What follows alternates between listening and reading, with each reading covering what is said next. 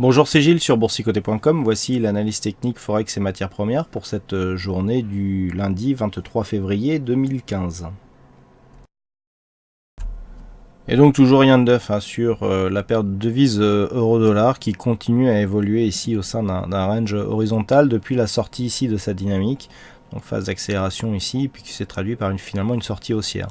Donc depuis cette sortie, on évolue toujours entre 1,15 et 1,1280, voire même ici 1,12, ouais, on a fait 1,1280 vendredi, et aujourd'hui on est resté ici dans les mêmes zones. Donc pas grand chose à vous dire de plus.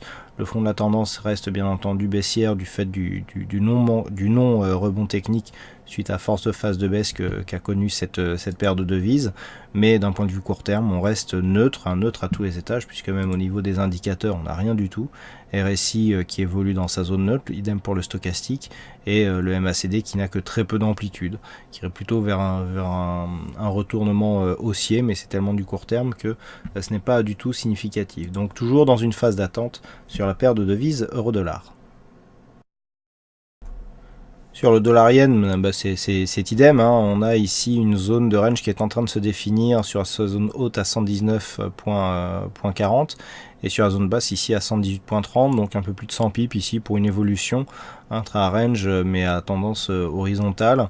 Donc on a eu ici une phase de hausse, on est redescendu ici, on a testé à de multiples reprises le retracement à 61,8% de Fibonacci, mais sans arriver à le casser vraiment. Donc on reste toujours sur une prédominance plutôt haussière. Du point de vue de la tendance, on est quand même ici sur une phase alors qui était légèrement baissière. On a cassé ici cette résistance et puis depuis voilà, on a du mal à réimpulser un mouvement de fond, tant plus qu'il aurait vraiment fallu casser ici cette zone des 120.68 pour retrouver de la dynamique et retourner ici sur 121.70. Ce n'a pas été le cas. On est venu marquer ici un point haut, on est revenu ici entre les retracements de 38,2 et de 61,8 et puis on oscille là l'horizontale depuis. Donc un petit peu comme sur l'euro dollar, on attend ici une sortie de ce range pour définir un directionnel plus marqué. Si les cours venaient à casser ici la zone des 118,40 d'une manière assez dynamique, eh bien on pourrait revenir ici pour un retracement total sur cette zone des 117,20 voire même 117,17. Et puis par contre une rupture ici de cette zone des 119,40 nous donnerait un premier objectif ici à 119,77 puis un retour prévisible sur cette zone de point haut, alors en confirmant d'abord la zone des 120.48 pour un objectif final qui se situerait ici sur la zone des 121.70. Et sur l'or, on continue donc sur le mouvement baissier, puisque suite à cette forte phase de hausse, c'est donc sur la rupture du retracement à 61,8% de Fibonacci. Je vous avais indiqué donc un objectif final à 1167,8 avec un objectif intermédiaire à 1187. On s'est approché aujourd'hui, puisque si on regarde un petit peu par rapport à l'évolution, on reste dans un biais baissier avec ici des contacts sur la moyenne mobile 20 exponentielle qui donnent de très bons points d'entrée pour suivre la tendance, avec ici un plus bas qui s'est marqué à 1190,96. J'étais resté à 1191, donc juste sous les 1191, donc on est vraiment très proche ici des 1187. Toujours des cours qui restent plutôt orientés à la baisse, avec donc des objectifs qui sont définis par un retracement total par le retracement de Fibonacci. Donc on est toujours ici dans un biais court terme baissier. Du point de vue moyen terme, du coup tout ça se neutralise depuis que nous avons cassé ici le retracement à 61,8% de Fibonacci. Pour invalider ce mouvement, il faudrait, comme je vous l'indiquais, casser ici cette zone de résistance en rouge.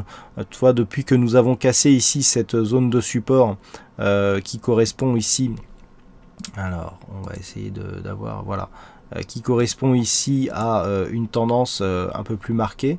Alors je sais pas pourquoi j'arrive pas à avoir, voilà, donc la dynamique totale. On voit bien ici qu'on avait un début de dynamique qui tenait ici sur ce support avec plusieurs points significatifs, et donc le fait ici d'avoir les cours qui cassent cette zone de support et qui viennent ici chercher une zone horizontale qui était déjà une zone majeure montre que nous avons une neutralisation de la dynamique moyen terme. Donc tout ça va dans le même sens. Il n'y a que sur le court terme qu'on soit fortement marqué, mais c'est vrai que les cours du gold, depuis qu'ils ont touché je crois qu'on était sur 1130 $ l'once environ sur les plus bas, sont relativement peu directionnels. On assiste à des mouvements tant à la hausse, tant à la baisse, qui sont beaucoup moins marqués d'un point de vue directionnel que ce qu'ils étaient précédemment. Et donc le retour ici sur cette zone horizontale irait plutôt en ce sens. Donc on reste baissier sur le court terme, invalidation donc sur une rupture haussière de cette zone de résistance en rouge, et par contre tant qu'on reste baissier, eh bien l'objectif 1187 puis 1167,8 $ l'once pour un retracement total sur cette mèche ici de bougie. Mais c'est vrai que si on arrive ici sur cette zone des 1187, on sera sur la zone qu'occupait l'or juste avant d'entamer ici sa phase de hausse. Et on pourra quasiment dire ici dans le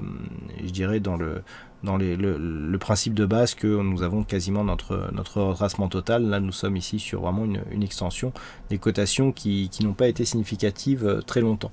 Donc voilà, quasiment l'objectif en extension, donc 1167,8 et donc zone d'invalidation sur la résistance rouge. Voilà donc ce que nous pouvons dire sur cette analyse technique Forex et matières premières. Je vous souhaite donc à toutes et à tous une bonne soirée, bonne chance dans le prochain trade. Et on se retrouve donc dès demain pour d'autres analyses techniques sur le site boursicoté.com. Bonne soirée à tous.